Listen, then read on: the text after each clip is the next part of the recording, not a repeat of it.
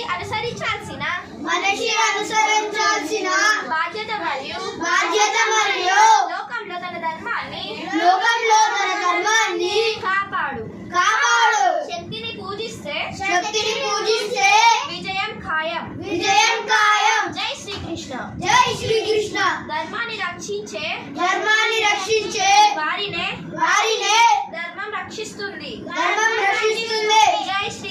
జై శ్రీరామ్. అందుకే మనల్ని రక్షించుకునేవాడం మన కర్తవ్యం.